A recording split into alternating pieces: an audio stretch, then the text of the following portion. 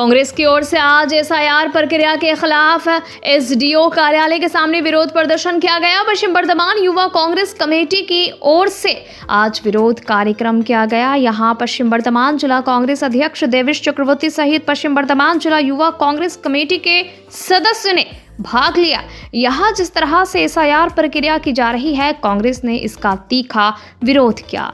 देवेश चक्रवर्ती ने कहा कि दिल्ली में बैठे मुख्य चुनाव आयुक्त ज्ञानेश कुमार हर घंटे नियम बदल रहे हैं, जिससे डीएम, एसडीएम, बीडीओ, ईआरओ से लेकर बीएलओ तक सभी परेशान हो रहे हैं और सबसे ज्यादा परेशानी आम लोगों को हो रही है। उन्होंने कहा कि इस तरह आम लोगों को परेशान करके जो एसआईआर प्रक्रिया चल रही है, कांग्रेस इसका तीव्र विरोध करती है।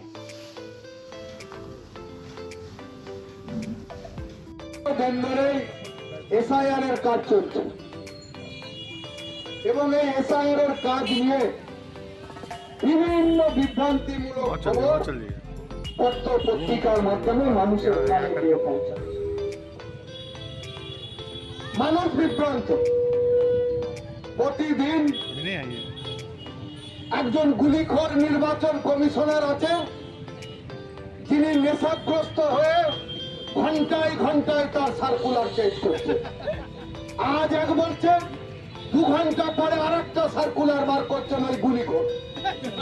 আমরা জানি না তিনি কোথায় থাকেন, কি করেন জানি না। হঠাৎ করে অমিত শাহর কাছের লোক এসে নির্বাচন কমিশনের চেয়ারে বসে পড়লেন। ডিএম বিভ্রান্ত, এসডিওরা বিভ্রান্ত, রাজ্য নির্বাচন কমিশনার বিভ্রান্ত, সবাই বিভ্রান্ত ওই গুলিখোর নির্বাচন কমিশনার। আমরা তাই এসডিও ডিএমদের মাধ্যমে তাকে সাবধান করতেছি।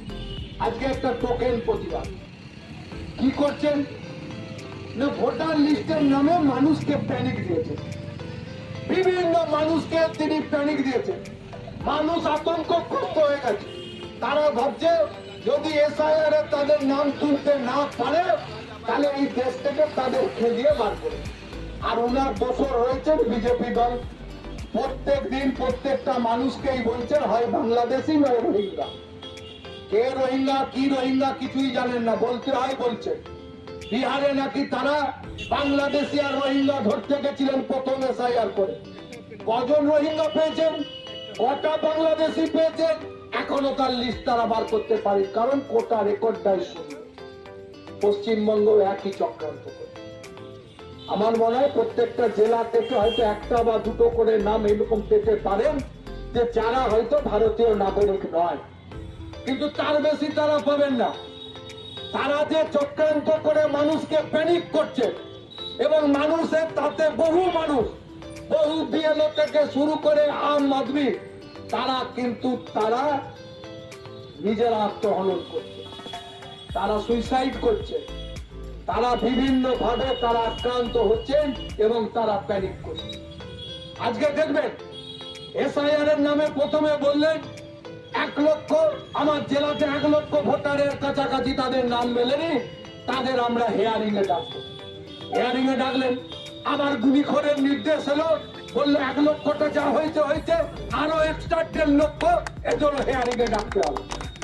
প্রত্যেকটা মানুষকে বিভ্রান্ত করছে। শুধু এখানেই না, যখন এসআইআর এর কর্মসূচি চলছে তখন মানুষকে প্যানিক করার জন্য গুলিখোর এখানে যত রাষ্ট্রায়ত্ত কারখানা আছে তার আধিকারিকদের কাছে নোটিশ পাঠিয়েছেন, আপনারাও এসআইআর এর ফর্ম দিন। ইসকোতে যান, সেখানে এসআইআর এর 2টো করে ফর্ম দেওয়া হচ্ছে। রেলে যান, ডাকে যান, চিত্তরঞ্জন লোকোমেটিক্স যান, দুর্গাপুরের সরকারি আধা সরকারি কারখানাগুলোতে যান, ম্যানেজমেন্টও সেখানে এসআইআর এ 2টো করে আলাদা ফর্ম দিচ্ছে। তারাও নাকি বাংলাদেশি খুঁজে বেড়ায়।